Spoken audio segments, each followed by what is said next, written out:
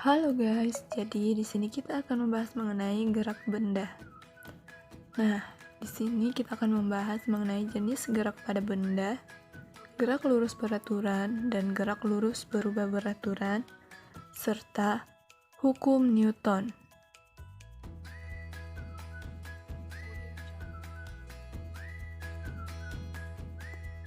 Pernahkah kita bertanya, apa sih itu gerak? Jadi, gerak adalah posisi suatu benda yang diamati dari titik acuan tertentu. Nah, titik acuan adalah titik tempat di mana dilakukannya pengamatan benda. Di sini kita dapat melihat adanya mobil yang bergerak. Nah, pernahkah kita bertanya, kenapa mobil tersebut dikatakan bergerak? Pertanyaannya yaitu, mengapa sih mobil itu dikatakan bergerak? Mobil tersebut bergerak karena ada perubahan terhadap acuan tertentu. Adapun pembahasan mengenai jenis gerak benda yaitu sebagai berikut. Jadi, yang pertama yaitu gerak dengan lintasan lurus. Kemudian yang kedua yaitu gerak melingkar. Dan yang ketiga yaitu gerak parabola. Jadi yang pertama yaitu gerak dengan lintasan lurus. Gerak lurus adalah gerak benda yang lintasannya berupa garis lurus atau lintasan yang relatif lurus pada selang waktu tertentu. Contohnya yaitu mobil yang bergerak di jalan raya. Yang kedua yaitu gerak melingkar. Gerak melingkar adalah gerak benda dalam suatu lintasan melingkar dengan kecepatan tertentu. Contoh benda gerak melingkar yaitu kipas angin yang berputar, jam, dan komedi putar. Yang ketiga yaitu gerak parabola. Gerak parabola adalah gerak yang dalam lintasannya suatu garis membentuk parabola. Contohnya yaitu ketika seseorang bermain basket dan melemparnya ke dalam ring. Selanjutnya yaitu gerak lurus beraturan dan gerak lurus berubah beraturan. Nah, apa sih GLB itu atau gerak lurus beraturan?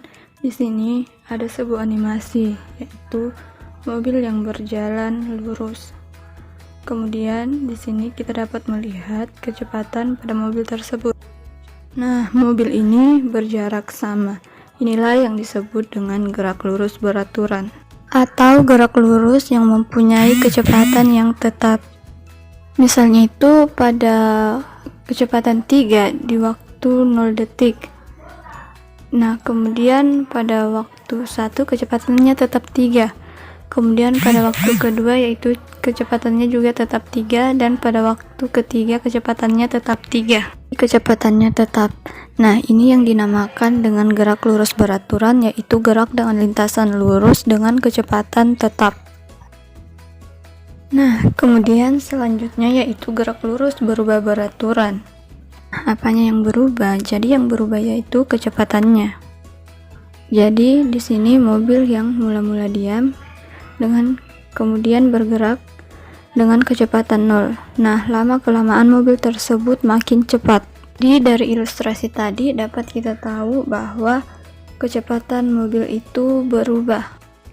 Nah, contohnya itu kita beri waktu pada waktu 0 detik, kecepatannya itu 0 karena tadi mobil tetap diam. Kemudian pada kecepatan ketiga di waktu 1 detik maka kecepatannya 3 dan pada waktu kedua kecepatannya 6 dan pada waktu ketiga kecepatannya 9. Nah, di sini dapat dilihat bahwa perubahan kecepatan itu dari 0 ke 3 itu 3, dari 3 ke 6 3 dan dari 6 ke 9 itu 3. Jadi kecepatannya itu berubah namun beraturan. Jadi inilah yang disebut dengan gerak lurus berubah beraturan, di mana gerak dengan lintasan lurus dengan perubahan kecepatan yang beraturan.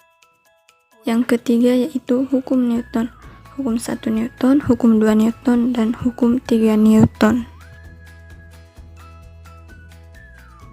Hukum 1 Newton berbunyi, jika resultan gaya pada suatu benda sama dengan 0, maka benda yang mula-mula diam akan terus diam, dan benda yang mula-mula bergerak akan terus bergerak dengan kecepatan tetap. Contohnya yaitu ketika kendaraan dan posisi kita mulanya diam di dalam bus, tiba-tiba sopir rem mendadak, badan kita terdorong akan ke depan, karena kecenderungan benda adalah mempertahankan posisinya atau sama dengan inersia. Adapun rumus dari hukum 1 Newton yaitu sigma F sama dengan 0 atau gaya sama dengan 0. Yang kedua yaitu hukum 2 Newton.